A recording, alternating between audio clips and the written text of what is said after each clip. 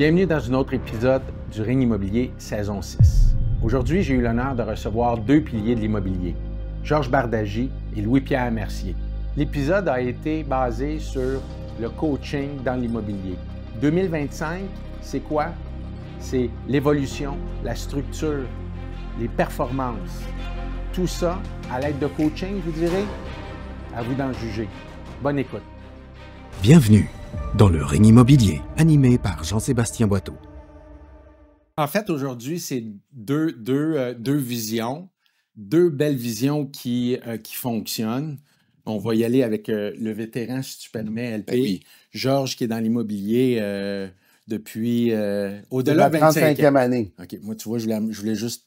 Non, tu peux te dire, ça fait 35 ans. 35 ans, une notoriété dans le monde immobilier. Une notoriété. Moi, c'est moi qui le dis, c'est pas toi qui le dis, Georges. 20... commencé. Ouais, ça filme. Vous allez voir dans le podcast, le problème, c'est que JS et Georges sont beaucoup trop humbles. Donc, moi qui va venir remettre les faits en perspective. Bon, 20 ans, numéro 1. 21. 21, ouais. Avec le 1. Ouais. Team leader. Et j'aime pas ça qu'on est numéro 1. Je suis en train de vouloir abolir ça. C'est paradoxal, ouais, mais paradoxal. C'est bien dit. Puis je crois en ça, moi aussi. Georges disait qu'il veut abolir les publicités de numéro 1 chez les courtiers. Tu pourrais le dire quand tu fais ta présentation, mais tu sais, de ces panneaux, dans les journaux, le client, il dit que on le fera tantôt. Là, mais... C'est un autre podcast de 4 heures. C'est ça, exactement. J'essayais de me positionner, Georges, coach ou conseiller? C'est une bonne question. En fait, j'ai déjà été les deux. Ouais. Mais à l'époque, j'étais sur... je coach. J'ai déjà fait des salles de 500 personnes avec le virage Bardagy il y a plusieurs années. Mais étant donné que moi-même, je dois travailler, tu sais, comme contrairement à LP qui fait ça à temps plein. Ça, moi, je fais rien. Je travaille dans ma business. Ben, lui, il travaille à temps plein, il se concentre. Puis je me suis aperçu que les nouveaux ont besoin de plus d'attention à chaque semaine. Puis on est prêt de leur donner ça. Donc, on a fait des événements.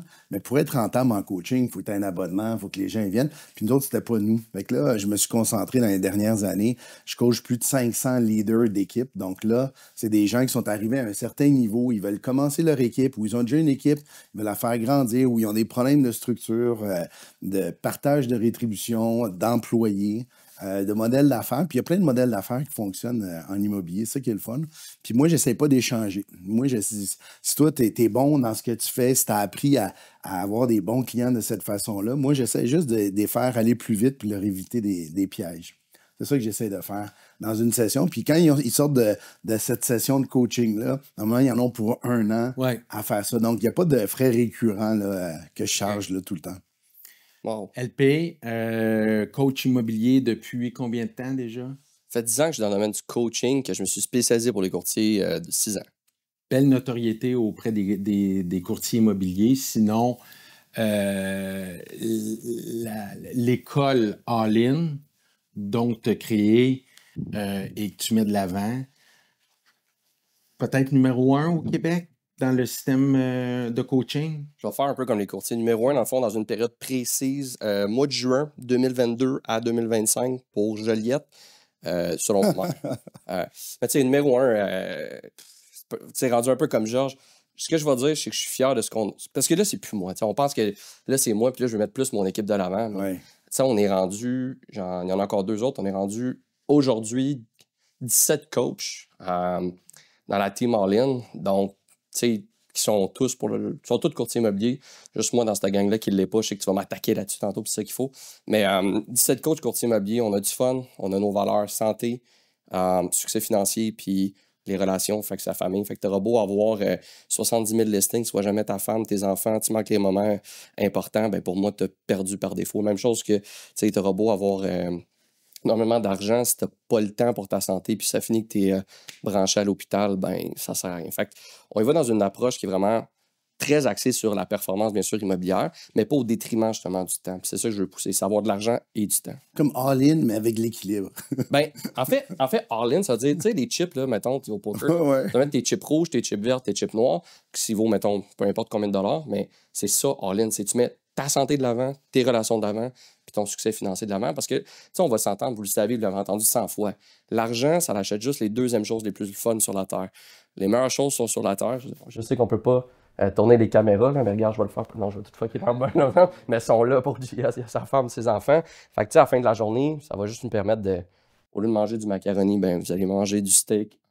Pologne. Bon. C'est Autriche. Autriche, excuse. Il va pas m'aimer. Ben oui, mais puis tu as devancé où que je m'en allais. Je veux juste faire une parenthèse. Jamais je vais t'attaquer. Non.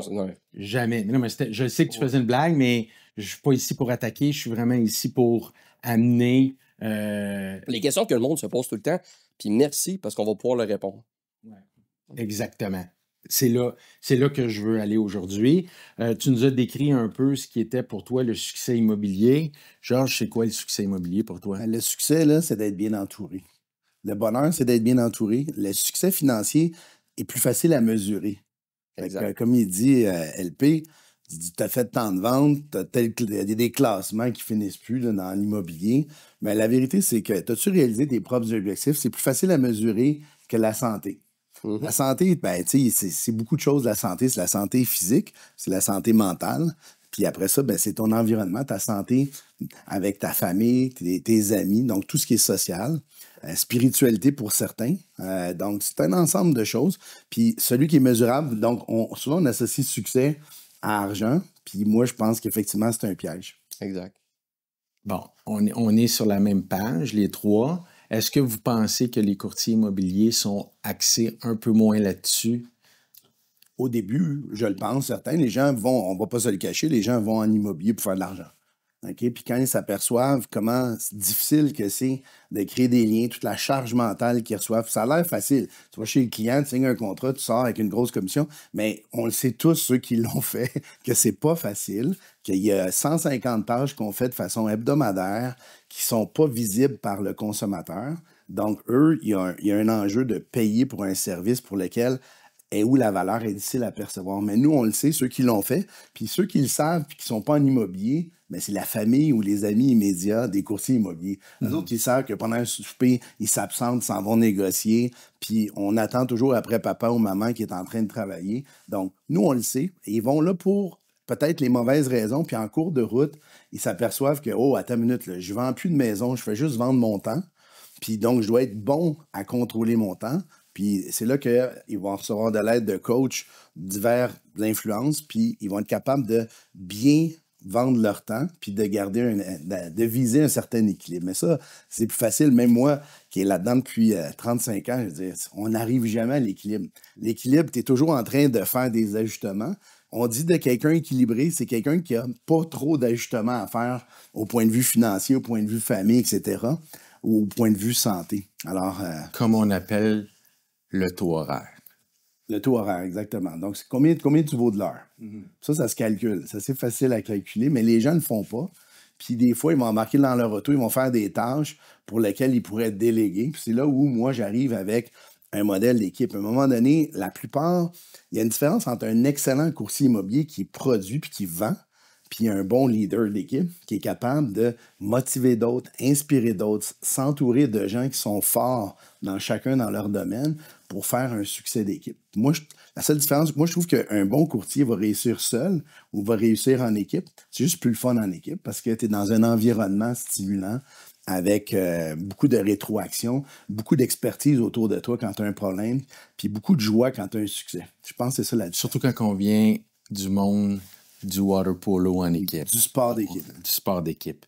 Je vais vous poser une question, puis je veux vous entendre là-dessus. Un peu les philosophies, deux philosophies opposées. Le volume est-il un objectif ou un outil? Le volume d'affaires? Oui. Non, attends un petit peu. Le volume d'affaires, effectivement. Okay. Le volume d'affaires. Le volume d'affaires est-il un outil? 100%. C'est pas. Tu sais, Tony Robbins dit tout le temps success without fulfillment is failure. Donc, le succès sans être fulfilled, je ne sais pas c'est quoi en français, mais être comblé, c'est l'échec. Comme l'argent, si ton but c'est de faire de l'argent, vous allez vous rendre compte, puis vous êtes dans une position où est-ce que vous êtes très bien réussi, messieurs, vous vous rendez compte que l'argent, tout ce que ça fait juste faciliter les problèmes d'argent. Mais si tu as des problèmes avec ta femme, ça va pas c'est pas parce que tu gagnes des millions que ça va t'aider avec tes problèmes avec ta femme. Même chose avec ta fille, même chose avec ta santé. Ta santé, ça va t'aider parce que tu vas peut-être pouvoir te payer des experts. Fait que l'argent n'est qu'un outil, comme un couteau est un outil. Si demain matin, dans le fond, je te donne un couteau, tu as deux choix. Tu peux attaquer quelqu'un, tu peux faire, dans le fond, le meilleur repas à ta famille. L'argent, c'est la même chose. Donc, si l'argent, ça devient ton objectif, par défaut, tu vas avoir, dans le fond, perdu parce que tu ne seras pas fulfilled, tu ne seras pas quelque chose qui te fait plaisir et qui te rend comblé. Effectivement. Moi, je suis d'accord avec ça. Dans le fond, le bonheur n'est pas dans l'argent. L'argent t'offre de la liberté. La liberté de choix, la liberté d'envoyer nos enfants dans une bonne école, d'avoir un bon toit, d'avoir des belles vacances. Ça, c'est le fun. Mais à la base, le bonheur, c'est d'être bien entouré. Donc, ce que vous me dites, c'est que le volume est un outil pour réussir. On peut bâtir une grande carrière avec ça? Mais le volume d'affaires, c'est un KPI. C'est pas un outil, hein? Un KPI, c'est une unité de mesure. Cette année, on vise de faire tant de volume. Pour faire ce volume-là, il faut que tous nos courtiers ont leurs objectifs pour eux, à leur mesure. Donc, l'objectif doit être haut puis atteignable puis mesurable avec une date d'expiration. Je pense que LP, c'est ça, moi aussi, puis toi aussi. Puis donc, ça devient un KPI plus que d'autres choses. Est-ce que quand on devient performant, on décide à quelque sorte d'accepter de sacrifier l'authenticité? Ah non, ça, c'est quelque chose qu'il ne faut jamais faire parce que ça, c'est sûr que c'est une recette pour le malheur. Faire comme les autres. On comprend qu'il ne faut pas le faire, mais quand on s'en va dans de la performance... Bien, la performance, si ça ne reflète pas tes valeurs, c'est une question de temps avant que tu sois malheureux puis que là, tu as des problèmes physiques, des problèmes de santé mentale parce que c'est pas en accord avec ce que tu fais. Fait que si tu es là puis tu penses que pour être performant, il faut que tu fasses entrave à tes valeurs, tu es mieux de faire d'autres choses. Pourquoi vous m'avez mis qu'avec quelqu'un comme lui, c'est plate, là? Dans le fond, je vais vous souhaiter une belle journée. Tout ce que Georges Bardager, je suis d'accord. Donc, au revoir. Non, LP, bien. Non. Donc, ce qu'on comprend, tu es encore d'accord avec dans la même lignée que Georges au niveau des performances. Ça va être dur de pas être d'accord. On va voir, là, j'ai hâte de pogner une question que je suis pas d'accord. Puis là, c'est là que les gants de boxe vont sortir. Puis je suis vraiment prêt d'aller. Oh, faut pas que je les lance. Est-ce que ton modèle, OK, on va y aller avec un autre. Est-ce que ton modèle est viable à court ou à long terme? Pour moi, en tant que coaching company, pour mes membres. Exact. Est-ce que c'est viable pour eux long terme? Court terme ou long terme? Je me fous du court terme. Je le dis tout le temps, même si on a accès succès financier, le court terme ne sert à rien parce que notre but, c'est d'être heureux à long terme. Fait que moi, justement, quand j'ai commencé à travailler avec Vincent Ledoux, avec Sacha, avec plein de personnes, je leur ai dit, cette année, là, tes chiffres, je m'en fous. Je m'en fous. On ne travaille pas pour des chiffres. On travaille pour bâtir un système et ce système-là va te permettre de grandir, de grossir, d'avoir du plaisir. Puis cette année, là, je vous le jure, comme l'année passée, Vincent, j'ai de la misère à faire du coaching avec lui. C'est pourquoi? Parti en Colombie, parti en voyage. C'est tout le temps parti. Puis c'est ça que je veux. Je veux que vous viviez une vie de plaisir, mais que vous ayez un système qui vous permette d'être là pour... Quand je dis un système, c'est que Vincent est rendu là comme Georges, puis lui qui fait toutes les transactions. En tout cas, ça me surprendrait, là, right? Donc, c'est d'avoir un système qui roule avec toi, que tu as du plaisir. Fait que le modèle il est fait pour être bâti sur le long terme. Puis si vous êtes en train de regarder un système à court terme, c'est pas bon. Par exemple, toutefois, tu peux avoir un système à court terme que pendant 2-3 mois, une année, tu vas faire, mettons, des appels, des portes, whatever, pour te créer une clientèle, te créer des choses. Mais même les appels et les portes, je crois pas que c'est quelque chose qui, long terme, est viable. Je pense pas que je vais voir quelqu'un 40 ans faire des portes à moins 25, mais pendant 1 an, 5 ans, 6 ans, oui, ça peut être quelque chose qu'on fait à court terme pour se créer une clientèle, mais après ça, il y a des stratégies beaucoup plus payantes qu'on peut faire. Je pense que LP, pour avoir assisté à ces événements, pour l'avoir rencontré en privé, c'est quelqu'un qui a une belle énergie, qui veut partager son savoir, puis il aide les courtiers qui sont dans la forêt à avoir les armes, à les reculer, puis de voir leur business. Puis ça, je pense que c'est précieux. Je pense que son modèle d'affaires, comme le mien, comme le tien, va sûrement évoluer au fil du temps, puis il va s'adapter. Puis c'est ça, quelqu'un qui est en affaires, peu importe c'est quoi qu'on fait, s'adapte, trouve des solutions, tombe à terre. Comme là, on le voit dans l'économie avec les tensions géopolitiques. On est obligé de se réorganiser, changer les chaînes d'approvisionnement. Puis je pense que LP ne sera pas étranger à ça. Tout bonhomme d'affaires, dans son modèle, va vouloir s'adapter. Puis moi, j'apprécie cette énergie-là, j'apprécie toute son expertise des médias sociaux avec laquelle je n'ai pas construit ma carrière. Fait que je pense que c'est un bon complément. Puis moi, je suis un de ceux qui n'a jamais vraiment eu de coaching comme tel, à part dernièrement, parce que je faisais partie d'un groupe, d'un genre de mastermind. Mais moi, j'ai toujours été voir Brian Buffini, Craig Proctor, LP, puis d'autres. Puis je prends tout ce qui est bien de tout le monde, puis j'essaie de faire ma propre recette qui fonctionne pour moi. Puis je pense que les bons coachs sont là. Moi, quand je coach un leader d'équipe, je n'essaie pas d'échanger. C'est des arts de la sollicitation, puis moi, j'en ai pas fait de ma carrière. Je ne vais pas lui montrer comment solliciter un client. En fait, c'est eux autres qui pourraient m'en montrer au téléphone, par exemple. Mais je suis capable de... J'ai fait plusieurs erreurs que j'essaie de leur éviter. C'est des pièges à éviter quand tu construis. Quand tu construis une équipe, puis que tu pars croche dans le partage de rétribution ou dans la structure avec tes adjoints, bien, la business s'en va croche, puis ça devient très difficile à redresser. Donc, c'est important d'investir un peu au début, puis après ça, de prendre le chemin difficile pour que ta vie soit facile et non le contraire. Je peux-tu en rajouter sur ce qu'il vient de dire? Parce que c'est Oui. tellement important. Puis, comme peu importe le coaching, là, prenez un coaching qui sont forts avec des chefs d'équipe. Parce que, comme il a dit, moi, ce que je vois, c'est les courtiers qui ont une équipe que ça fait 1 an, 2 ans, 3 ans. Ils ont 2, 3, 4, 5, 6 personnes à l'intérieur de leur équipe. La culture est pas bonne. Tout le monde ne font pas les affaires. Le monde ne renvoie pas leur rapport. Ils n'ont pas vraiment d'outils, d'objectifs, de KPI, whatever. Puis là, tu rentres là-dedans, ils sont comme, c'est très difficile de changer les habitudes de quelqu'un qui fait la même chose depuis 3 ans. Puis malheureusement, des fois, tu sais, il y a... Mais quelqu'un qui a du succès en immobilier décide de partir en équipe pour les mauvaises raisons.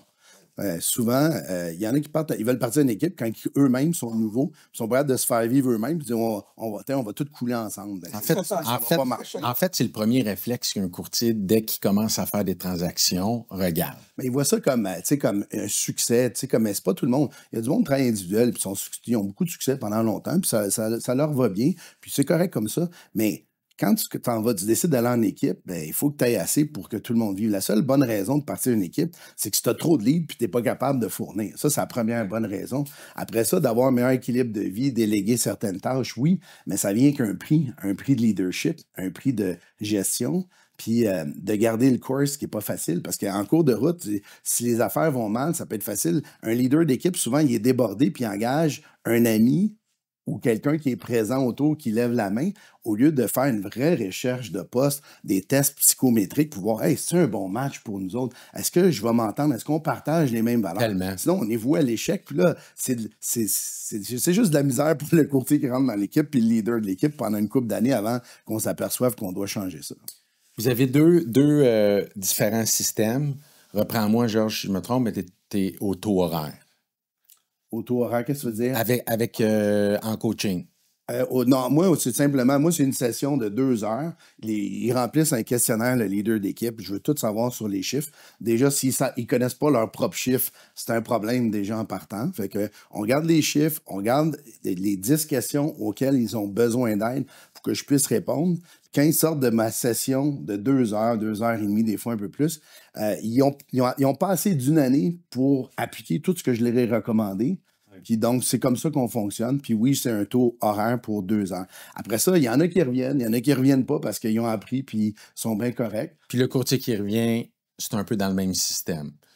C'est le même système. C'est comme ça que je fonctionne. Est-ce que je vais éventuellement changer, partir une compagnie de coaching? Je ne le sais pas. Pour l'instant, j'ai du fun avec ma partenaire Josiane, de gérer notre propre équipe.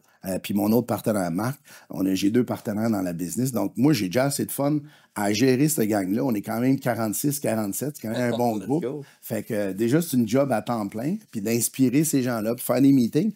Puis éventuellement, ben, je verrai ce que l'avenir nous réserve. On n'exclut pas ça. On l'a déjà fait dans le passé. Sauf que c'est 2 jobs différents. Leader une équipe puis coacher à temps plein, c'est complètement la différence. Pour répondre à ta question, ben oui, je coach, mais je suis un consultant quand je fais ça, là, tu sais. Ton système est différent. C'est pas 2 heures. Après ça, on envoie le courtier. C'est mensuellement. Dans le fond, j'ai pour mentalité, mais c'est sûr que ça vient de moi. T'sais. Moi, je me forme tout le temps. Il y a toujours quelque chose à apprendre. Je pense que Georges...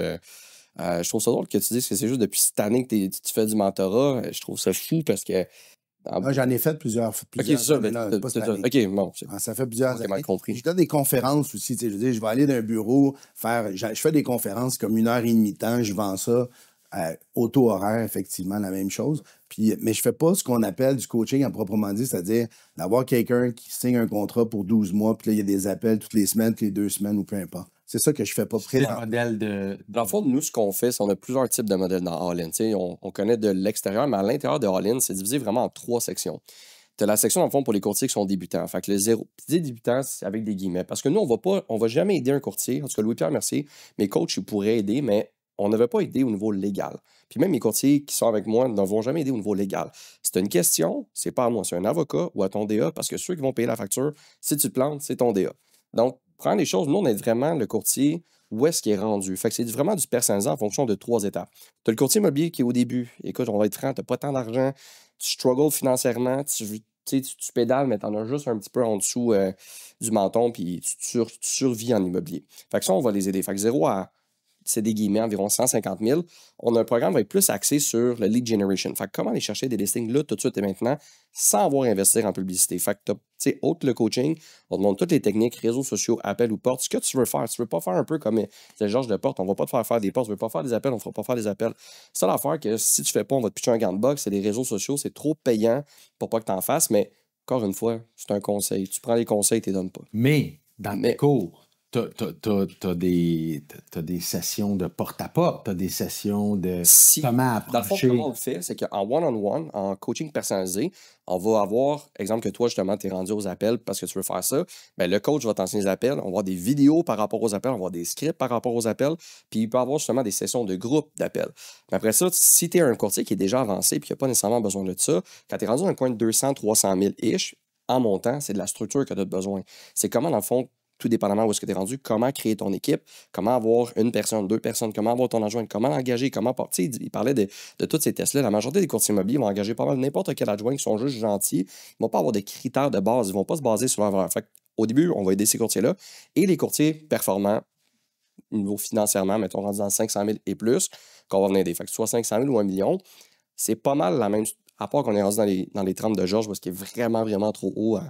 peu importe sans dire son chiffre d'affaires, mais tu sais, dans le coin du courtier de 500 000 à 2 millions, 3 millions, c'est pas mal la même structure. La seule affaire, c'est que tu as plus de courtiers buyers agents dans ton équipe.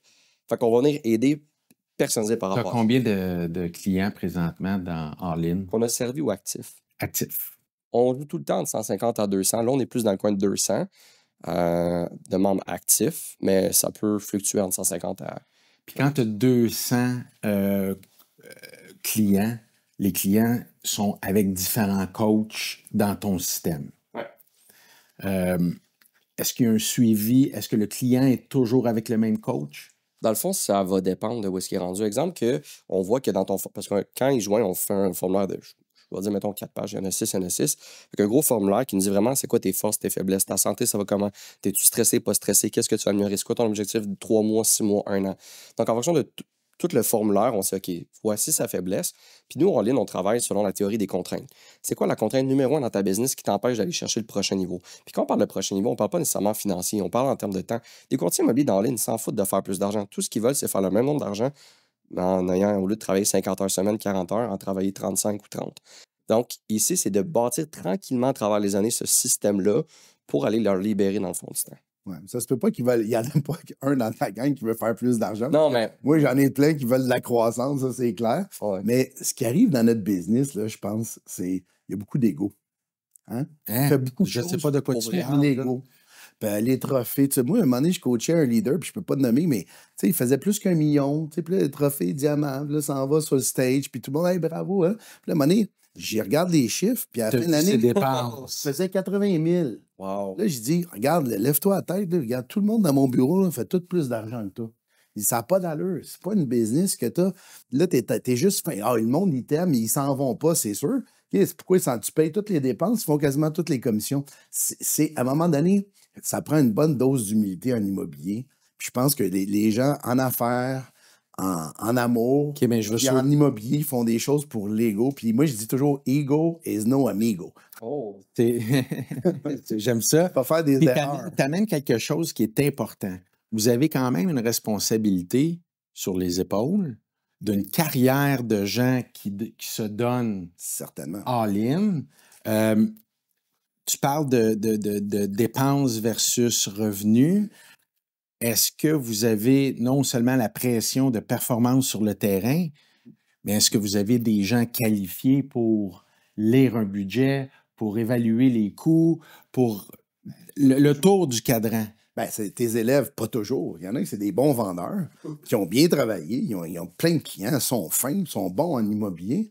Puis là, ils sont fatigués, sont brûlés. Ils viennent voir LP ou ils viennent voir moi, puis ils disent OK, là, comment je peux faire pour en gagner? Là, attends une minute, on va s'asseoir. C'est quoi? Bon, ton besoin numéro 1, c'est là. Étape numéro 2, c'est là. Après ça, on va penser à une personne là. Puis d'y aller tranquillement. Parce que nous, moi, ça fait 35 ans, tu me dis, ça ne me rajeunit pas. Mais il y a juste 3 années. Tu as commencé à 33, à 32, c'est ça? Il y a seulement, j'ai commencé à 23 ans, mais il y a seulement 3 années où notre équipe a fait moins que l'année d'avant. Puis, tu sais, avec les récessions qu'on a connues, les crises, référendums, je peux t'en nommer, je peux te dire, puis quand on a commencé, là, il y avait 100 maisons à vendre pour un acheteur. Là, c'était comme le monde à l'envers de ce que les jeunes connaissent aujourd'hui. Donc, on n'a pas connu. Fait qu'on a toujours une croissance stable, constante, puis je pense que souvent les gens font l'erreur de vouloir aller trop vite, sont omnibulés par la croissance, mais il faut garder des ratios de rentabilité, des ratios, tu sais, de dépenses de marketing qui font du sens. Tu vois, ça, je suis pas d'accord. On peut se battre là-dessus. T'es pas d'accord sur quoi, les ratios? Non, je taquine. Non, mais, tu sais, des fois, parce que, comme je vais le répéter, je fais. Si Georges le dit, écoutez-le puis faites-le. Puis quand il va faire le prochain virage Bardagie, je vais être le premier. LP. Mais c'est parce que. Mets du tonus. Mais est-ce que tu veux qu'on. T'es là. Ça? Non, mais où est-ce que je suis pas d'accord? Mais c'est pas par rapport à Georges. C'est pas que je suis pas d'accord à Georges, mais il y a une chose qu'il faut faire attention. Parce que nous, on va donner, puis moi-même sur les réseaux sociaux, je vais dire environ dépenses marketing, environ profitabilité, exemple, un pourcentage. Mais c'est bullshit. Bullshit. J'explique pourquoi. Puis attention, il y a toujours des nuances. Puis là, c'est là que le monde attaque sur TikTok. Oui, environ 10% en marketing. Oui, environ 30-40% de dépenses. Mais la seule métrique, puis ça vient pas de Louis-Pierre Mercier, ça vient de mes mentors qui font énormément plus d'argent que nous. Ils font environ $1 million par semaine. Puis il m'a dit, LP, why are you doing business? Puis là, j'explique l'impact. Il dit, I don't care. Pourquoi tu fais de la business? Il dit, ben, je lui explique, non, I don't care. Pourquoi tu fais de la business? Là, finalement, je dis, ben, pour faire de l'argent? Il dit, non. Il dit, tu fais de la business pour faire du profit. Donc, il dit, ta business, tu dois l'optimiser pour le profit. Donc, il y en a quand, si tu regardes sur des chiffres, tu as un courtier immobilier qui a 30% de dépenses, l'autre courtier immobilier qui a 50% de dépenses. Lequel des deux qui a la meilleure business? Si on se fie juste à un ratio de rentabilité, 30%, ça va être correct. Non, le gars qui fait 50, puis je suis pas en train de dire rien par rapport à Georges parce qu'il a raison. Mais juste dire de faites attention, on veut optimiser pour le profit et pas juste pour les choses. Mais en même temps que ton budget marketing est à 70%, c'est là que tu n'auras plus de profit. Où est-ce qu'on n'est pas d'accord puis qu'on est d'accord, c'est qu'effectivement, le ratio ne fait pas foi de tout. Moi, je peux accepter de faire moins de profit parce que je suis rendu à un stade de ma vie où je veux ménager ma santé ou parce que je veux profiter de voyager un peu plus. C'est bien correct, on appelle ça un lifestyle model. Mais en même temps, on a des objectifs qui doivent tenir compte d'une certaine profitabilité. Une compagnie qui n'est pas rentable ou qui a trop peu de profit n'est pas capable de mettre de l'argent de côté pour les mauvais jours, pour le rainy days, comme on dit en anglais. Donc, ça, c'est quelque chose que j'enseigne aussi. C'est une des forces. Les gens disent, c'est quoi le secret? Genre, écoute, je ne peux pas dire qu'il y a une raison pour laquelle on a eu du succès à date en immobilier, mais ce que je peux dire, c'est que d'avoir des coussins financiers, de sorte que quand le marché est plus difficile, de ne pas devenir invisible d'un point de vue marketing, ben c'est très précieux parce que là, tu gagnes des parts de marché. Mais donc ça demande beaucoup de discipline quand ça va bien. Donc ça, c'est un genre d'affaires que je vais partager avec des leaders d'équipe. Puis effectivement, je n'essaie pas d'échanger. Ceux autres, ils veulent juste ralentir puis sont prêts à faire moins d'argent. On va respecter ça. Mais une business qui n'est pas rentable, c'est une question de temps avant que ça soit problématique pour les employés, pour les courtiers puis pour le leader. 2025, l'intelligence artificielle a pris sa place énormément. Ça l'active beaucoup le marché. Je pense que ça fait partie une de tes forces, l'aspect technologie dans ton système. LP? Tout à fait. J'ai l'impression que, Georges, tu mises moins là-dessus. En fait, c'est pas que je mise moins, c'est que moi, je suis moins expert en matière que ma partenaire qui s'occupe de diriger toutes les opérations. Elle, c'est une experte. Quand les gens viennent leur vendre des solutions d'intelligence artificielle, elle sait ce qui est bon, elle en sait déjà fois plus que ceux qui veulent leur vendre des solutions. Elle étudie à vitesse grand V, puis on applique déjà des choses. Puis même moi, il faut que j'aille suivre ces réunions pour me mettre à jour. Je pense qu'en général, si on parle au commun des courtiers immobiliers, même de la population, c'est de commencer par être curieux. Hein, avec l'intelligence artificielle, comment ça marche, comment ça fonctionne, comment je peux changer les prompts, comment je peux m'organiser pour que ça soit un réel gain. Puis je pense que comme n'importe quelle technologie, ou que ça soit l'intelligence artificielle, on n'appellera pas ça la technologie, mais mettons l'intelligence artificielle ou les technologies, il faut que tu aies du focus. C'est-à-dire, tu ne peux pas t'éparpiller puis tout essayer en même temps. Tu prends 2, 3 affaires, tu l'appliques, tu vois s'il y a des gains. S'il y a des gains, tu gardes les outils puis tu commences à en additionner d'autres. Parce que là, c'est là que vous faites pause sur la vidéo, que vous rewindez pendant les 25 prochaines secondes, que vous écoutez ça pendant 25 fois juste temps que ce soit rentré. Ce qu'il dit là, vous n'avez même pas idée à quel point c'est important. Le monde font n'importe quoi, puis je m'excuse, je t'ai coupé. Non, vas-y. Le monde font n'importe quoi, ils essayent 70 000 affaires, puis il faut faire attention. Quand on écoute des conseils d'une personne comme Georges, là, il dit qu'il n'est pas bon en technologie, mais c'est parce qu'il n'est pas rendu au niveau de 99% des courtiers immobiliers. Il a compris que la game, Georges, surtout à son niveau, que c'est le who, not how. Qui et non comment.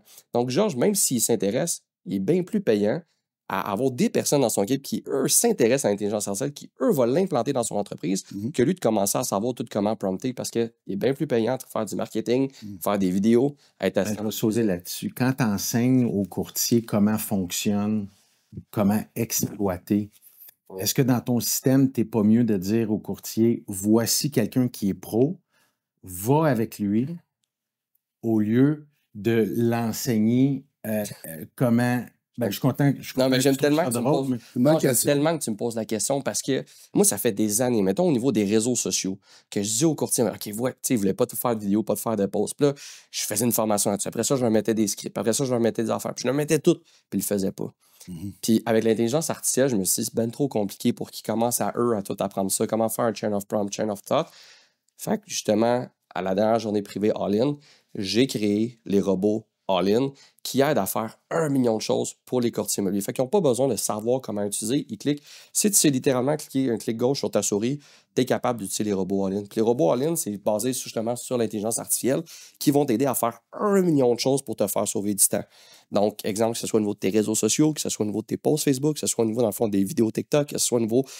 exemple, là, c'est là, il faut faire vraiment attention. Tu as un rapport d'inspection. Ça peut prendre beaucoup de temps à déceler, dans le fond, les choses les plus importantes. Donc, si tu veux sauver du temps au départ, tu le mets dans le robot All-In, il va te sortir toutes les choses qui sont importantes au niveau du rapport d'inspection avec les pages. Et ensuite de ça, tu peux aller focusser sur le rapport d'inspection. Aller lire ton rapport, faire OK, ouais, il y a ces gros problèmes-là. Ça ne t'empêche pas, il faut que tu lises. Déclaration de copropriété, exemple, qu'on a une madame. Je t'arrête raison. Parce qu'à date, ce qui m'impressionne, l'intelligence artificielle, il y a raison, c'est que c'est rapide. Ça, c'est un bel exemple, le rapport d'inspection. Mais c'est pas encore parfait. Puis, on a un devoir de rigueur envers nos clients.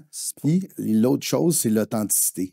À un moment donné, si tout le monde prend les mêmes robots, les mêmes utilisations, puis utilise les mêmes... Bien, moi, c'est comme un peu des fournisseurs de marketing numérique qui envoient... Tu vois, là, je reçois... Moi, je suis abonné. Oh my God. Là, j'en reçois 10 en même temps. Je dis, bon, les autres, ils ont le même fournisseur. Le marketing, il n'y a pas d'authenticité. Fait que, tu sais, à quelque part, oui, si tu n'as pas de département de marketing, puis si ça ne te dérange pas d'être pareil comme les autres, bien, c'est mieux que d'avoir rien. Mais si tu me demandes mon avis à moi, c'est le mariage des deux, l'authenticité et les outils d'intelligence artificielle qui vont faire de toi encore une meilleure personne en affaires. Puis je suis tellement d'accord, puis c'est ça, parce qu'avant, mettons, je peux donner des types de posts Facebook, puis en même temps, tout le monde peut arriver. Puis là, ce qui est avec l'intelligence artificielle, puis c'est pour ça que je voulais rester authentique, où est-ce que dans les robots, exemple, c'est les réseaux sociaux, on a un robot qui personnalise, exemple, la voix de Georges, qui personnalise la voix de JS. Donc, de cette façon, quand ils font les posts Facebook, on a tout prompté pour que ce soit ta voix à toi. Donc, le post Facebook ne sera pas un post Facebook comme Louis-Pierre parle. Il va être comme Georges parle. Parce qu'on s'entend, Georges est beaucoup plus posé, beaucoup plus calme, beaucoup plus professionnel, corporate, qu'exemple, un LP avec des emojis dans ses posts. Donc, de cette façon-là, c'est là que tu peux sauver du temps. Puis je te pose la question, LP, Georges, mais dans ce système-là, le courtier qui commence à utiliser, que ça devient moins humain, c'est la vérité. Quand il se ramasse devant un client en évaluation dans une présentation, est-ce que ça lui enlève pas tout le côté humain dans son processus avant pour être plus fort devant le client à amener le côté humain? En fait, j'aime ce que tu dis parce que mon but, quand je parle d'intelligence artificielle, c'est que le but de l'intelligence artificielle, c'est de te faire sauver du temps dans des tâches qui sont, je vais appeler ça mondaines ou, je ne veux pas dire ridicules, mais je vais dire qui, normalement, c'est comme si tu peux faire la même tâche, mais que ça te prend littéralement 60 minutes de moins. Je vais le faire parce que le but, dans le fond, des courtiers immobiliers qui utilisent l'intelligence artificielle, c'est d'avoir plus de temps pour faire les choses, comme tu dis, qui sont humains. si tu sauves 1 heure, là, tu peux appeler dans ton 1 heure, là, si tu parles environ à 10 minutes, ben, au moins 6 clients, puis si tu parles 5 minutes, au moins 12 clients. Donc, avec l'intelligence artificielle, le but, c'est pas au contraire de se distancer de ton client, c'est au contraire d'être encore plus proche dans un monde où est-ce que tout le monde va l'utiliser, ils seront pas là. Moi, je suis en train de dire à mon monde, hey, c'est le temps encore plus que jamais d'appeler ta base de données, d'être proche de eux. Puis avec le temps que tu sauves, que normalement, exemple, un post Facebook, tu aurais pris 45 minutes, 1 heure, ça t'en a pris 5. Maintenant, prends 45 autres minutes, puis appelle-moi tes clients. La question, c'est ils vont-tu le faire? Après ça, Tu comprends-tu? Parce que moi, la pilule magique, depuis que je suis jeune, là, Ouais. je vais dans des congrès, on essaie de te vendre la pilule magique, tu achètes cette bébelle-là, puis tu seras pas obligé de travailler. Puis c'est comme, ça n'existe pas. Là. Il faut Non. que tu travailles, il faut que tu parles au monde. tu n'auras pas de C'est choix. un accompagnement précieux qui est humain parce que c'est une transaction la plus importante d'une vie. Puis les gens ont besoin de sentir que tu es là. Fait que c'est un gain de productivité, l'intelligence artificielle. Ça va l'être encore plus, ça va devenir encore meilleur parce que ça a le mérite de s'éduquer en même temps et de devenir plus raffiné. Mais ça ne va pas changer. Est-ce que la Que tu dois être proche de ton monde, Exactement. d'avoir une connectivité émotive avec eux. Pas émotive, mais tu restes calme parce qu'eux ont le droit d'être émotifs, mais que tu es connecté avec eux. Ils savent que oui, on a tous les outils au monde, incluant l'intelligence artificielle, mais quand je vais appeler le vendredi soir parce que je suis stressé, puis je me demande si j'ai fait la bonne décision de faire cette contre-offre-là ou de cette promesse d'achat-là, que j'ai quelqu'un qui va être capable de me rassurer. Puis ça, à date, il n'y a pas grand outil technologique qui sont capables de faire ça aussi bien. Mais peut-être ça va arriver, puis que je vais Est-ce être que à t'es de la retraite, même- mais pour l'instant, c'est ça. Est-ce que tu es de la même école de penser, exemple, comme les posts sur les réseaux sociaux, de faire appel Bien, certainement, il y a plein d'outils pour gagner de à la productivité. place? Non, je pense que ça prend de l'authenticité, ça prend de l'originalité, ça prend ma signature, mes valeurs. Et puis, il a dit, Georges, il est plus posé que lui qui est énergique. Un n'est pas mauvais, l'autre, j'imagine qu'il est plus jeune, il connecte encore plus avec ce genre de messages-là. Moi, avant, là, j'étais poli, puis je vous voyais. Là, les jeunes spécialistes en médias sociaux me disent, tu peux faire pas ça. Commence direct dans le sujet, tu dois. Oh, OK, mais tu sais, c'est pas moi, tu sais, mais OK, il m'a l'essayé. Fait que ça pour dire que je pense que même en intelligence artificielle, il va y avoir des gains à tous les niveaux, pas juste les médias sociaux, à tous les niveaux de productivité pour un courtier immobilier, puis dans tous les business, c'est pas juste l'immobilier. Ton modèle, est-ce que le nouveau courtier peut s'intégrer dedans? Dans un nouveau courtier qui commence, dans mon modèle d'affaires, ben, disons que les meilleurs courtiers qu'on a engagés historiquement ont au moins 1 année à 2 années d'expérience. Parce que quand tu rentres dans une équipe, il faut que tu laisses de la commission sur la table parce que dans le fond, tu rentres dans une équipe comme courtier pour 2 choses. Tu vas avoir des leads, puis tu vas avoir du support. Support marketing, support légal, support coaching, support inspiration. OK? C'est pour ça qu'on y va. Puis, il y a du monde qui sont bien contents d'aller dans un concept d'équipe comme ça. C'est un peu comme, moi, je compare mon modèle d'affaires à un cabinet d'avocats. Tu sais, Norton Rose, Stikeman Elliott, tous des name partners. Moi, je suis le name partner, c'est Bardagie. Puis en dessous, il y a plein de bons courtiers qu'eux autres, ils ont décidé de ne pas dealer avec le site web.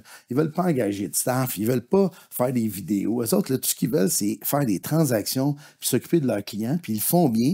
Puis sont très bien payés, même dans un modèle d'équipe. Parce que la croyance, c'est que le leader de l'équipe fait beaucoup d'argent, puis le courtier fait des miettes. Tu sais, on a des courtiers qui gagnent très bien leur vie chez nous, mais sont bons. Ils sont bons dans ce qu'ils font. Quand on leur envoie une passe, ils scorent des touchdowns, la passe étant le lead. Puis oui, ils utilisent bien les outils pour se leverager. Puis ça, c'est un bon match. Il faut que ça soit win-win. Si moi, quelqu'un rentre dans l'équipe puis que je les exploite, ils ne vont pas rester. Puis moi, je ne vais pas les payer à rien faire. Fait qu'à un moment donné, il faut que ça soit win-win. Ça t'est arrivé, j'imagine, sur 500 et plus, de coacher quelqu'un puis que les résultats ne fonctionnent pas? Pas arrivé bien souvent. Parce que les gens qui viennent me voir, qui sont déjà motivés, c'est déjà des gens un peu autodidactes ou qui ont appris de plusieurs coachs comme LP, puis ils ont monté un bon chiffre d'affaires. Puis là, ils sont en structure, ils sont dans l'autre étape qu'il n'y a pas beaucoup de place que tu peux l'apprendre. Mais nous autres, on leur montre ça. Fait que il n'y a pas beaucoup, je dirais en moyenne, les gens ils ont fait un jump de 20 à 27 % de croissance l'année suivante parce qu'ils ont juste appliqué un peu de structure. Puis la plupart me reviennent en disant que ça ne leur a pas coûté en qualité de vie ou en stress. Puis c'est ça l'objectif, ultimement, on disait tantôt, c'est pas juste l'argent. Mais oui, on veut de la croissance, mais on ne veut pas non plus au détriment de notre santé. Puis c'est là où une équipe bien montée, bien structurée, qui monte tranquillement, qui n'essaie pas d'engager 12 coursiers puis d'en mettre 6 à la porte la semaine d'après, ça me correspond plus. LP, y a-tu des courtiers qui ont pris ton programme puis ils n'ont pas réussi? 100%. 100%. à la fin de la journée... T'as pas 100% d'entre eux, ça dit. Non, pas... T'es d'accord à 100%. Non, 100% des Non, il m'a dit, y a-tu du monde qui n'ont pas... Ben oui, c'est sûr qu'il y en a. C'est quelqu'un qui va me dire, tu sais, il n'y a pas personne, tu sais, dans le créneau, parce que nous, on fait des courtiers immobiliers de tous les niveaux. On peut y faire 1 million, où est-ce qu'on fait sa structure, comme 750 000, comme 2 millions, comme des courtiers qui font 0. Mais le plus dur, c'est les courtiers entre 0 à 150 000. Parce que souvent, quand tu as un courtier entre 0 et 150 000, tu n'as pas encore nécessairement fait tes dents, puis tu n'as pas encore prouvé que tu avais du chien sur le long terme. Mais quand tu es un courtier immobilier, que ça fait 3, 4, 5, 6 ans, que tu as un beau chiffre d'affaires de 200 000 et plus, que tu as déjà de la traction dans ta business, ça devient vraiment à toi. Si tu appliques à 100% les choses que je te montre, au niveau de ta structure, de comment engager, comment utiliser l'outil de gestion de tâches, ton CRM, les automatisations, le AI, puis que tu fais ça pendant 1 an, puis tu n'as pas des résultats qui sont améliorés, il y a un gros défi. Tu sais, un des plus beaux succès qu'on a dans All-In,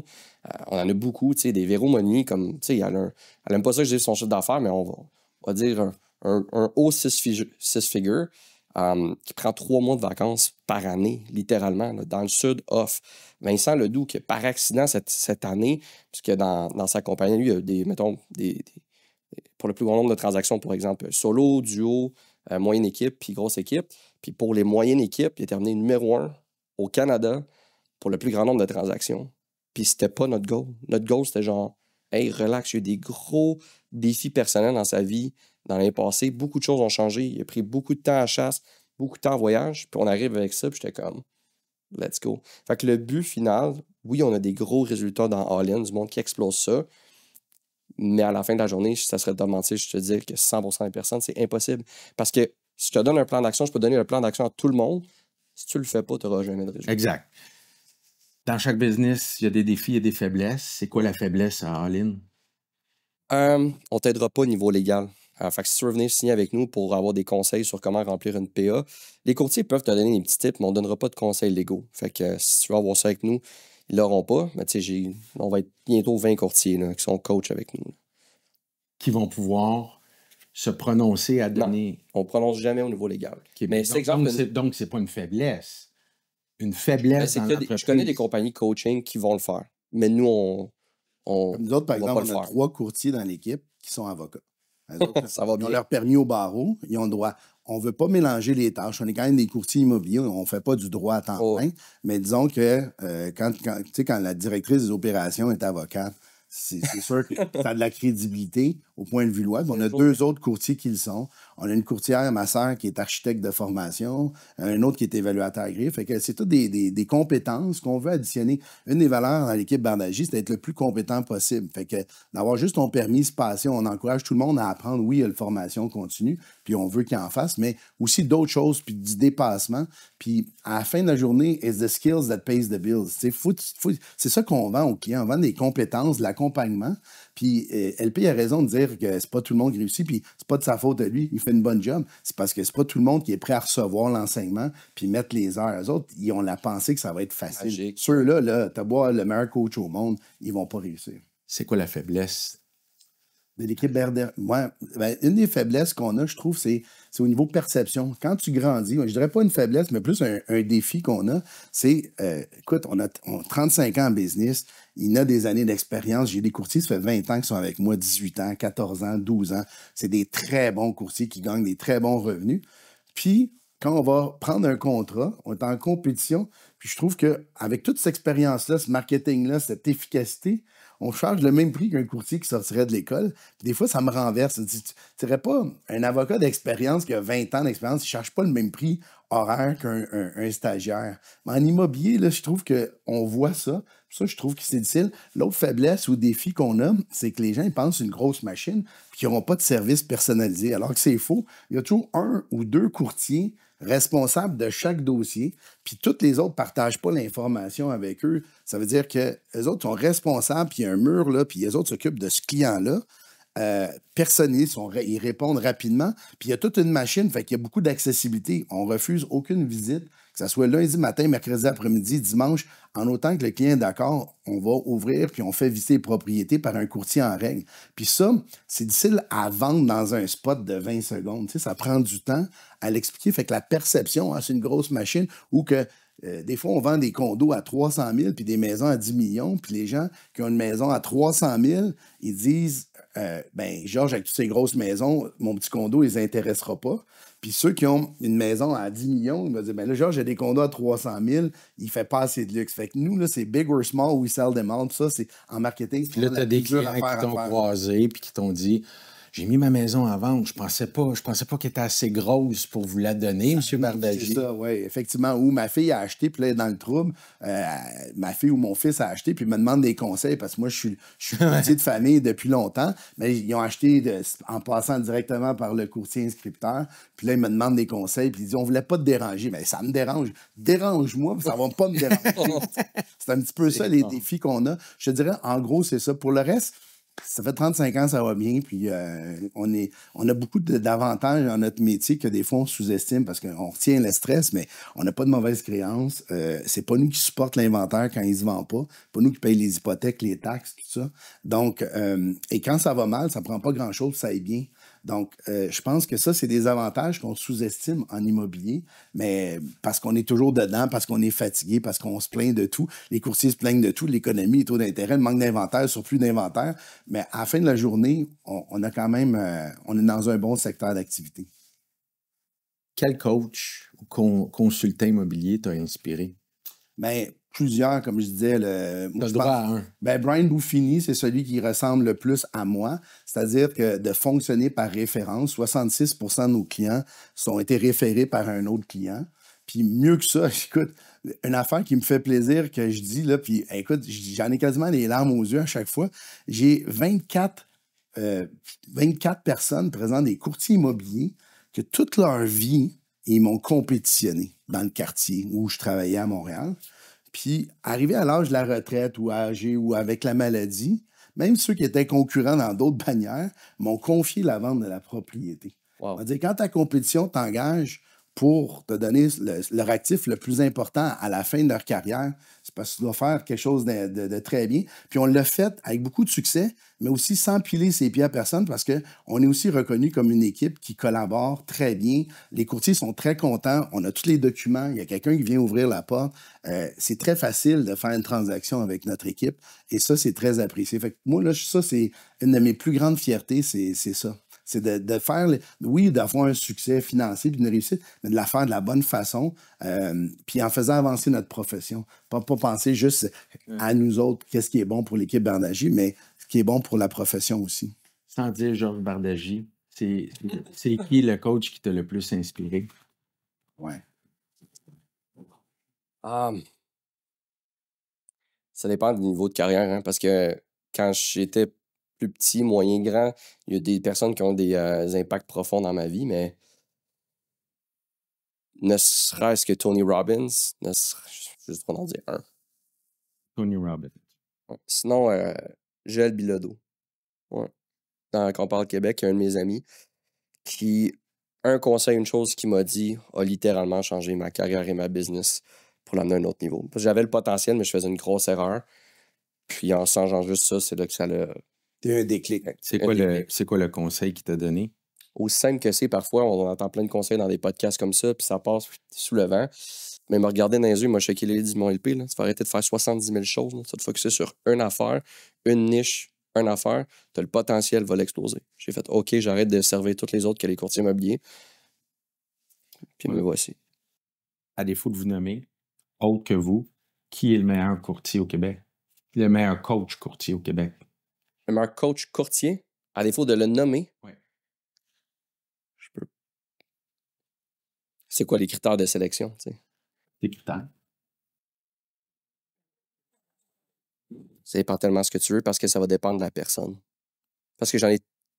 Qui est le meilleur coach au Québec pour LP? Coach courtier immobilier? J'ai des noms qui me viennent en tête. Je vais dire.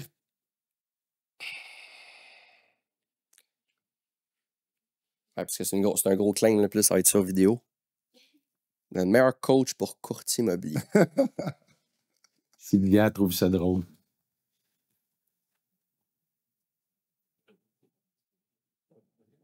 C'est que j'évalue les critères. C'est que ça dépend tellement des t'es qui, parce que ça veut pas dire des coachs, mais je dirais Ah, j'ai pas le droit de répondre à cette question. Je vais regarder comment les masters répondent aux questions, puis je vais répondre comme Georges Bardagie. Georges, c'est qui, toi, le coach? Parce que j'en ai plein qui viennent des Véronique Molini, des Bénédicte Landry, des J'en veux un. Éric J'en veux Béliot. un. Ça dépend ce que tu veux. Je veux un coach pour toi que tu y fais bien les choses. J'ai pas le droit de nommer Georges.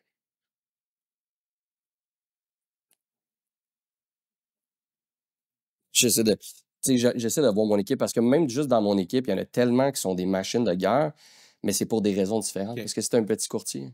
Georges, Oui. qui pour toi est le meilleur coach? En fait, c'est une très bonne question. Il y a effectivement, c'est une question difficile parce que LP l'a bien dit, ça dépend, c'est quoi tes critères, les médias sociaux, puis chacun... Les critères de Georges. Moi, là, un critère, un courtier immobilier qui m'a inspiré tout au long de sa vie par son vouloir de bien faire dans la profession, de faire les choses correctement, même s'il ne fait pas beaucoup d'immobilier lui-même, c'est quelqu'un qui voit grand pour notre profession, ça a été Serge Brousseau.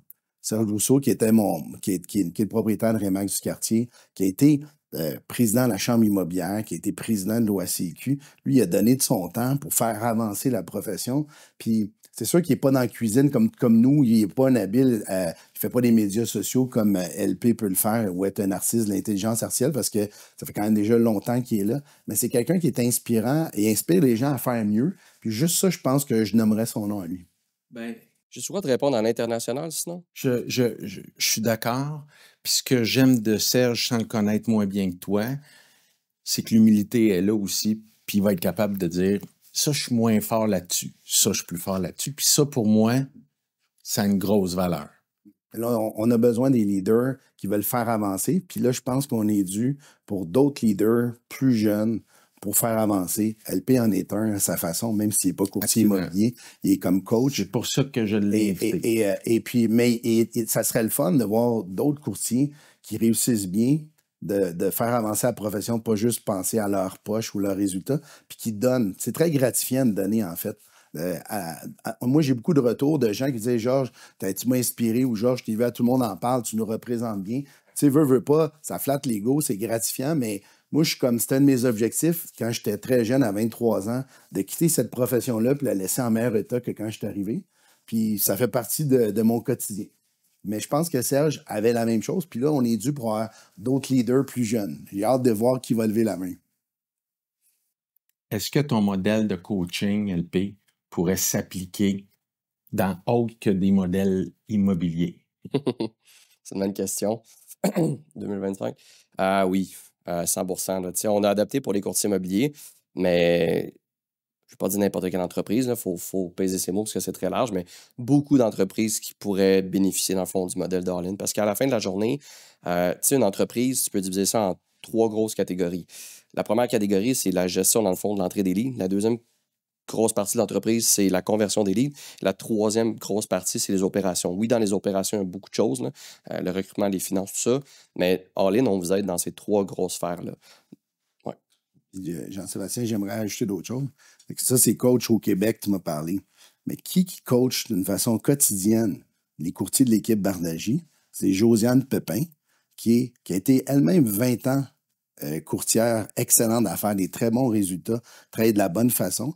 Pendant qu'elle était courtière à faire toutes ces transactions-là, elle a fait son barreau, donc son bac en droit, son barreau d'avocate. Puis là, c'est elle qui, depuis 3 ans, dirige toute notre équipe. C'est elle qui coach tous les jours tout le monde. Pendant que je suis ici, c'est elle qui est assise avec du monde one-on-one à coacher notre équipe. C'est juste que présentement, on n'est pas structuré pour le faire à l'extérieur comme LP en a fait sa business. Mais je dirais qu'un bon numéro 2 au Québec, c'est cette fille-là qui est extraordinaire. Elle est d'ailleurs sur le conseil d'administration de l'OACQ, responsable des pratiques professionnelles. Puis je peux vous dire qu'elle m'impressionne à tous les jours comme coach. Merci d'avoir pris le temps de le spécifier.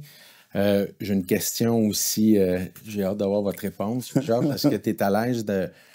Est-ce que tu as déjà engagé ou tu espères engager quelqu'un qui est plus fort que toi? Tous les jours. Là, j'ai ma fille j'ai le bonheur de travailler avec ma fille depuis quelques mois. Ma fille a fait un bac en droit, donc avocate MBA. Elle a fait son cours de courtier immobilier, puis elle a grandi à m'écouter négocier au téléphone dans l'auto en s'en allant en ronde, et d'autres endroits comme ça. Fait que je suis très, très content de pouvoir, mais ça, c'en est une, mais on a déjà plein de personnes fortes. J'ai jamais eu peur de m'entourer de gens forts. C'est ça, un bon leader. N'a pas peur de se faire challenger, capable de s'entourer de gens forts. Si c'est juste des personnes qui disent oui à tout ce que tu fais, ben, tu vas pas grandir comme organisation. LP, as-tu déjà engagé quelqu'un ou tu travailles avec quelqu'un qui est plus fort que toi? Je fais juste ça dans toute ma vie. Ouais. Parce que si t'es pas avec quelqu'un qui est plus intelligent que toi dans certains domaines ou dans tous les domaines, tu vas juste régresser, tu sais, parce que oui, on engage pour la compétence, mais aussi on engage ou j'investis en coaching ou même des personnes dans ma team pour littéralement avoir leur cerveau, leur mindset de comment ils pensent. Puis une des choses, vous pouvez écouter l'entrevue d'aujourd'hui que vous venez d'écouter et regardez pas la réponse que Georges vous a donnée ou que JS vous a donnée, mais regardez comment ils répondent. Puis c'est ça qu'il faut comprendre. Il y a une façon où est-ce que les mots qui sortent et la façon dont les personnes s'expriment et comment ils pensent. Puis moi, ce que je vous invite, c'est si vous voulez vous ressembler à Georges parce que c'est un courtier, regardez aussi comment il pense, puis comment il réfléchit, comment il répond aux questions. Parce que quand tu vas chercher le mindset de quelqu'un, c'est là que tu vas te rapprocher de quelqu'un. Pourquoi je t'aime énormément, Jess, tu le sais, j'essaie tout le temps de te parler dans le souper, dîner, quand on est allé souper à Sherbrooke, dans le temps, investissement immobilier et tout. Ben, prends le brain, mais écoute pas nécessairement ce qu'ils disent, mais regarde comment il parle, comment il pense, comment il prend sa prise de décision. C'est juste tantôt, là, on a eu une grosse intercation, parce qu'on peut le dire, on est honnête. Il y avait un mot qui me gossait sur le contrat d'affaires, j'avais peur, puis en tout cas, on s'est pogné, moi puis JS. Mais moi, ce que je regardais, c'était pas juste qu'est-ce qu'il me disait, c'est comment qu'il disait. Puis là, j'ai appris en négociation, juste à regarder comment JS est en train de me dire de faire ça. Puis j'ai trouvé ça, wow. J'ai signé finalement. Fait qu'il a gagné. Mais tout ça pour dire que c'est regarder comment ils font les choses, puis c'est ça qui est fou. Pour moi, c'était pas une altercation. C'était une vision différente. Oh oui. La preuve, c'est qu'on est arrivés les deux. Ça, c'est une chose. La deuxième des choses, je trouve intéressant ce que tu dis, mais est-ce que, pour ma part, j'ai du mérite? Je vais y aller avec mes valeurs puis mon cœur quand je vais répondre. Des fois, ça peut challenger les gens, mais ils savent à quoi s'attendre. Puis tu sais, peut-être c'est plus facile quand on prend de l'âge puis qu'on prend de la sagesse, mais c'est pas, je m'en ai dit, c'est pas réfléchi. C'est toujours avec mes valeurs, puis je me trompe bien souvent des fois.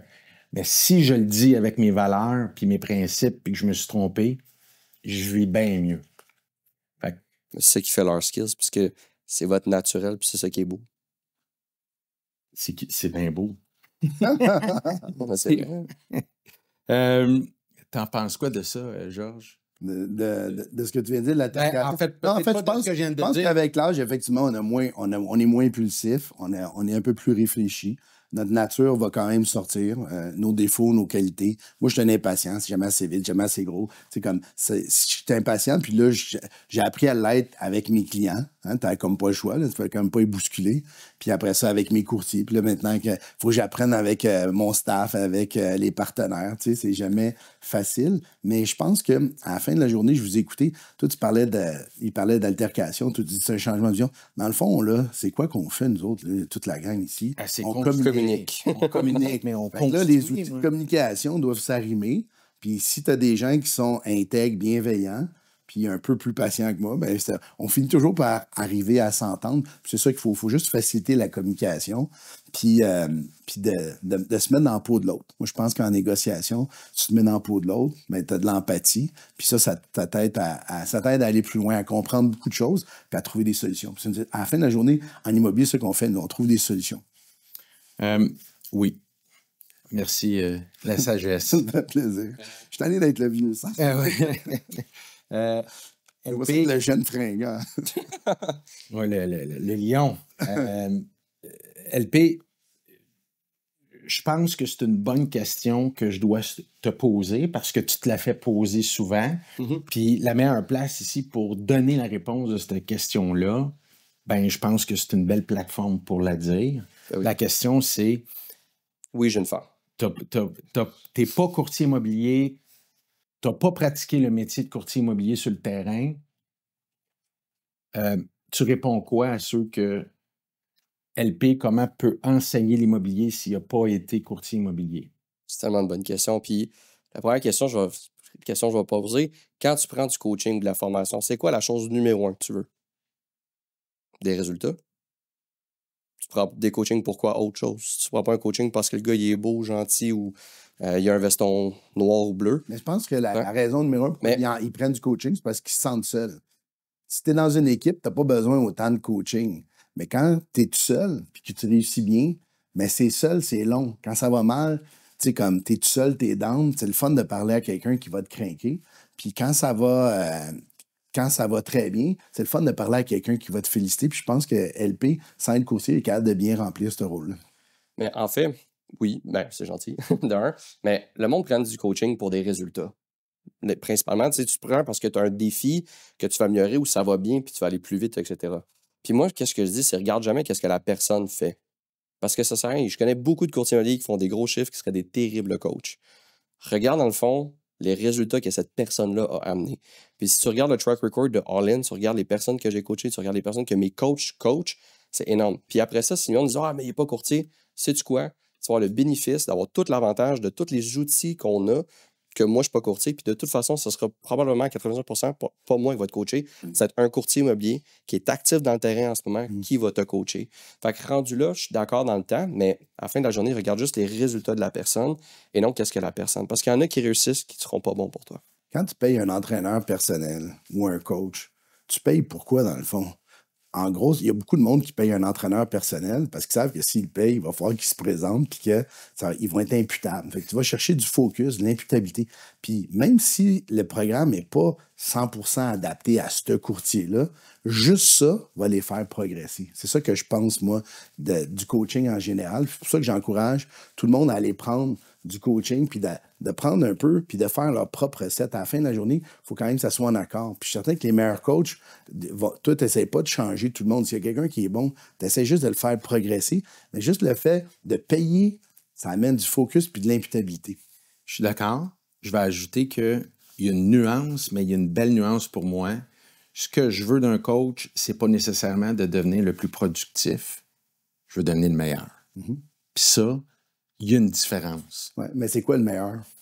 Le meilleur, c'est d'arriver à faire ce que tu veux faire comme objectif. Réaliser tes objectifs, c'est ça que tu veux. Oui. Puis ça, pour moi, c'est un bon coach quand il réussit à venir t'aider et à être meilleur à obtenir tes... Comme toi, tu es un bon coach avec un client. Un bon courtier, ça pose des questions, ça écoute des réponses, puis ça aide le client à réaliser son objectif de changer de maison vers une plus grande, plus petite, ou peu importe. Donc, les aider à réaliser leur rêve immobilier. Mais les coachs en immobilier, ça aide les courtiers à réaliser leur rêve de carrière en immobilier. Georges, vrai ou faux? C'est un éclairage, tu sais. Oui, c'est ça. Un courtier qui mise trop sur la relation humaine peut négliger sa performance. Vrai. Le volume ne rime pas forcément avec déshumanisation. Vrai. Un modèle à taux horaire ne convient pas à tous les courtiers. Je comprends pas la question. Un modèle à taux horaire ne convient pas. Ça veut dire qu'un courtier chargerait des taux horaires comme coach ou comme courtier? C'est pas tout le monde qui peut s'intégrer dans le taux horaire comme courtier immobilier. Vrai. La qualité ne garantit pas automatiquement la rentabilité. Vrai. À force de tout livrer soi-même, on limite la portée de son impact. Vrai. Certains clients veulent de la rapidité avant tout, pas une relation approfondie. C'est parce qu'ils ne savent pas ce qu'ils veulent, les clients en général. Ouais, je pourrais penser vrai, là, juste pour répondre, mais la vérité, c'est que la plupart des clients, je leur pose la question, c'est quoi un bon courtier pour vous? Ils ne savent pas. Toi, c'est quoi un bon médecin pour toi, un bon notaire? Tu ne sais pas, je n'ai pas étudié en médecine ou ni en notaire. Fait comment on les juge, tous ces professionnels-là? C'est sur le service à la clientèle. Fait qu'ils ne savent pas. Peut-être qu'il y en a un qui veut de la rapidité, l'autre veut du marketing, l'autre veut des talents en négociation, mais à la fin de la journée, ils ne vont pas se souvenir de qu'est-ce que tu as dit ou qu'est-ce que tu as fait, ils vont se souvenir comment ils se sont sentis. Il dit. Le courtier d'aujourd'hui doit aussi apprendre à vendre son image, pas seulement son service. Non, je pense que l'image, Ça, c'est une bonne question. Mais vrai ou faux? Bon, c'est faux. On ne vend pas juste notre image. Au contraire, on vend des skills, on vend des compétences. Mais les courtiers confondent popularité, publicité avec la tâche que le client... On n'est pas plus important parce qu'on est sur des billboards partout. C'est juste qu'on est plus visible, puis c'est bon pour notre business d'avoir un support marketing. Mais la vérité, c'est que le client est plus important que notre image. Même le meilleur service client ne suffit pas s'il n'est pas appuyé par un minimum de système. Vrai. Monsieur Mercier? Bonjour. Je trouve mes questions. Un courtier qui fait moins de 50 transactions par année est en mode survie. Faux. Le volume suffit-il à maintenir une réputation même lorsque la qualité relationnelle est moindre? Juste répéter la question pour être sûr. Le volume suffit-il à maintenir une réputation? Non, faux. L'intelligence artificielle fera bientôt mieux qu'un courtier moyen. Faux. J'aime ça. Il y a comme eu une hésitation. Mais je me dis qu'un courtier moyen, j'étais comme, c'est quoi un courtier moyen, tu sais? D'être là. Fait que c'est faux, mais Georges, il a bien dit là-dessus, c'est que, oui, il y a le côté légal. L'intelligence artificielle, à un moment donné, là, tu vas tout rentrer. Le côté légal, il va le faire, mais il ne remplacera jamais le côté émotionnel d'un humain à un autre humain. Tu auras beau parler une affaire quand tu es stressé, que tu appelles le vendredi soir, puis j'ai dit bien fait. C'est pas une petite machine qui va dire oui, vous avez bien fait que tu vas aimer. C'est d'avoir un vrai humain qui comprend c'est quoi des émotions et ça, on ne pourra jamais l'enlever. Le branding personnel est surévalué. Ce qui compte, ce sont les systèmes. Moi, je trouve que c'est sous-évalué. Vrai ou faux à ça? Le branding personnel est surévalué. Vrai ou faux? Le CRM est l'outil le plus sous-utilisé de l'industrie. Ça dépend à un autre, mais vrai. Un coach sans expérience directe du courtage peut-il réellement mieux accompagner qu'un ancien courtier? Ben, c'est une question, c'était pas un vrai ou faux?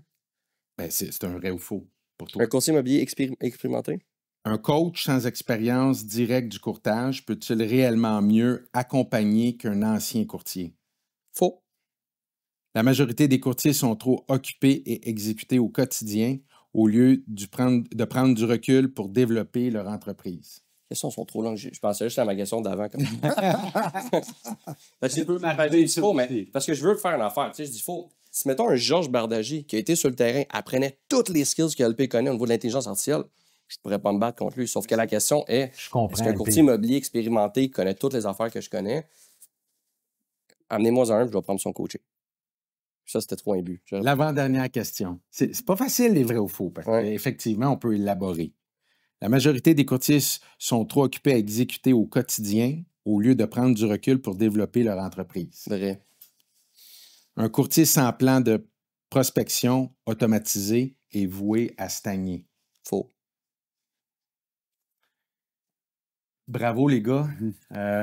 Pour moi, ça a été... en fait, je vais vous poser une question. Georges, si tu étais dans l'immobilier, tu n'avais pas d'équipe ou tu avais une équipe, serais-tu content de prendre LP comme coach? Certainement. On s'est déjà parlé, puis je suis allé à de ces événements, puis j'ai pris des bonnes notes, puis on a appliqué des choses. La seule affaire, c'est que, tu sais, il y a tellement de choses là-dedans. Moi, je pense que faut que tu prennes 2-3 choses, tu l'appliques avec tu sais, comme... Exact. Il faut que tu l'appliques sur une longue période, là, pas juste essayer une fois ou deux. Puis je pense qu'il est très inspirant comme personne. Puis de juste focusser sur cette tâche-là lui permet d'être bon là-dedans. LP, si tu étais sur le terrain, est-ce que tu prendrais Georges Bardagy comme coach? Guys, je ne sais même pas pourquoi vous n'avez pas encore investi dans le coaching de Georges, même si ça coûterait 15 000 pour 2 heures. Réalisez-vous qu'il y a 35 ans d'expérience, 32 ans, whatever, d'expérience, que c'est le numéro 1 dans le domaine. C'est comme arrêtez de choisir entre les coachings. Au pire, prenez-les toutes. Puis après ça, vous verrez avec qui, dans le fond, ça colle, qu'est-ce qu'il fait. Et oui, à un moment donné, il faut que tu prennes une vision, puis que tu comprennes, tu te colles à un coach, parce qu'à un moment donné, trop, c'est comme pas assez. Mais comme j'investis personnellement, la Team All-In, la compagnie, des centaines de milliers de dollars, en fait une centaine de milliers, 100 000 et plus par année en coaching, parce que je vais tout aller chercher qu'est-ce qui est bon. Arrêtez d'essayer de choisir Georges ou LP ou whatever. Prenez tout Georges, puis prenez tout LP, puis prenez, comme il a dit, le meilleur de chacun. Parce qu'un coaching, si tu le fais bien, là, ça va te coûter 0$ à la fin de la journée. Parce que je peux pas croire que c'est investi j'ai aucune idée c'est quoi ses tarifs pour 2 heures. Là. J'espère qu'il charge au moins 10 000. Mais comme, vous n'avez même pas idée qu'est-ce que vous allez apprendre en 2 heures avec quelqu'un qui a tout ça, qu'il y a juste une petite chose qui va changer dans votre business qui va faire que vous allez vous claquer un 100 000 de plus cette année. Faites pas une dépense, c'est un investissement. Donc, ce qu'on est en train de dire, c'est que la beauté d'aujourd'hui, c'est qu'on est assis, on est en train d'échanger, on est en train de construire, on est en train de donner des réflexions aux gens qui nous regardent. Les deux systèmes sont bons, puis c'est le temps d'échanger, puis d'avancer, puis de faire en sorte que notre communauté courtier immobilier du Québec avance dans le progrès. Tout à fait. Martin Ross est un expert hypothécaire. Il est animé par la passion d'accompagner les individus dans la concrétisation de leurs projets immobiliers. Collaborer avec Martin Ross, c'est opter pour un conseiller compétent et déterminé à transformer vos ambitions immobilières en réussite concrète.